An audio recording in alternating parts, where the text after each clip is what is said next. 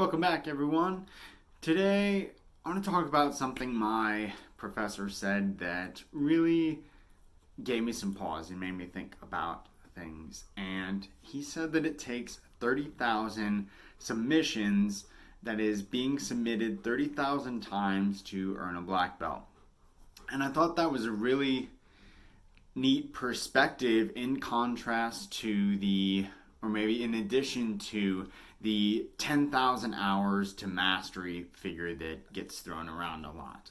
If you don't know where that comes from, it comes from a book, and I'm going to talk about how people misuse that figure all the time, and why I'm really fascinated by this 30,000 submission estimate. So, 10,000 hours to mastery. That, if you don't know, comes from this book, Outliers by Malcolm Gladwell.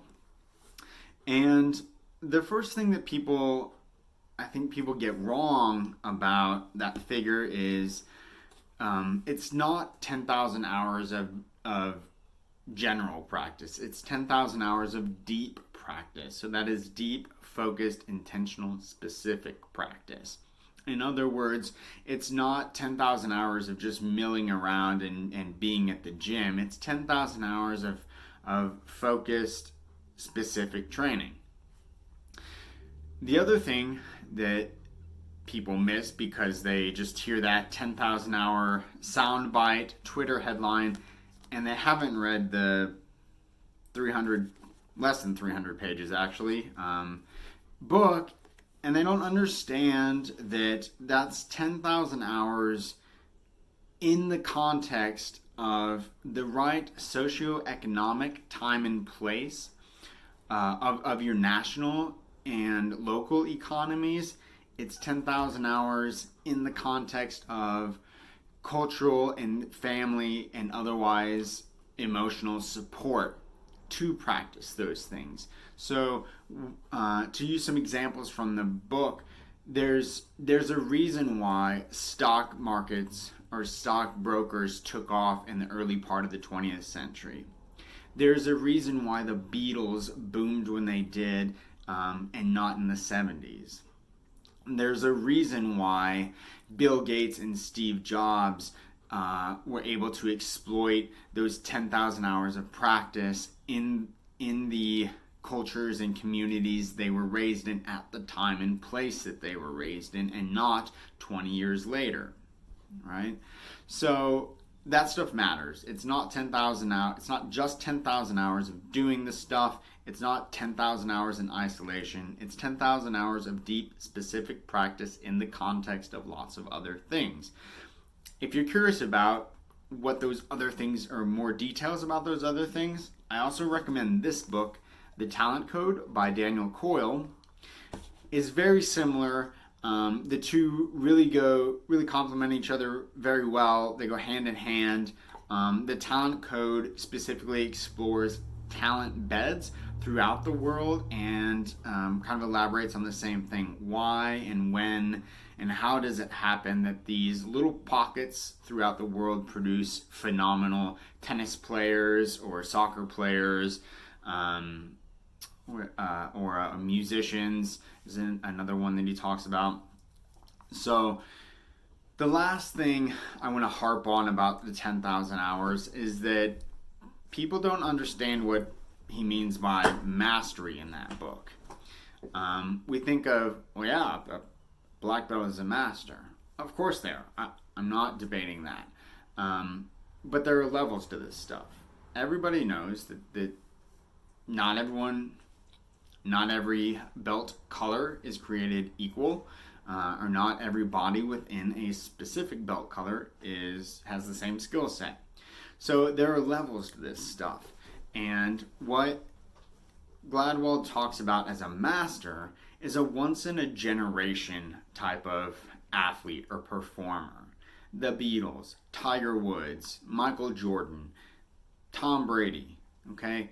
So it's not the generic NFL player, or NBA player, or professional musician. It's the multi-platinum selling you don't ever forget them. You remember them for generations, and kids wear their T-shirts that have never even heard of a song from the band. Okay, so it's not just the professional level, but the numbers aren't lost there, because again, if you read the book, you'll know that 10,000 elite once in a generation mark, there's a tier below that at about 8,000 hours where you might still be playing in the NFL. You might still be making your living making music. I'm playing another sport. You're still the cream of the crop as far as statistics go. If you think of how many high school football players there are compared to the small percentage of that go on to play in Division I college, and again the even smaller percentage of that go on to play in the NFL, you're still the cream of the crop if you're doing the thing professionally. You're just not the first class of world class. Now there is another tier below that. So we've got 10,000 elite once in a generation, 8,000 professional level master, and then at about 4,000 we still have sort of this general practitioner master model. And I think in the book he talks about you might be a college or a high school music teacher or a college music director. You have a vast amount of knowledge, and for all intents and purposes would be considered a master by the general population. So that 10,000 hours is grossly misrepresented for all kinds of reasons, and that's just a summary. Again, read the book. It's awesome. It's less than 300 pages, and it's an easy read. It's really fun. Same with the talent code. It's less than 250 pages. So pick those up. They're awesome. Let's get into this submission part. I'm really fascinated by. So 30,000 submissions. And that's, like I said, 30,000 times that you've been submitted, not submissions you've executed. And I did some quick number crunching, because I remember seeing a meme post, I think it was from Gary Tonin, that said in an average 5-round training session, he gets submitted 15 times. And I crunched the numbers. So if you got submitted 15 times every training day, and you train 3 times a week, 52 weeks in a year, times the 10 years estimate that it takes to get a black belt in jiu-jitsu, that comes out to about 23 or 24,000 submissions. So that 30,000 benchmark is right in there. You're looking at 20 to 30,000 submissions to be if not world class, then first class black belt. So again, I am only a purple belt, so I'm kind of speculating and spitballing here. I'm just really fascinated by that, because I know that I don't tap 15 times in a training session. And maybe that means I don't put myself out there enough. I know that has been a huge part. Maybe not quite late in my late blue belt months, but certainly into the purple belt range.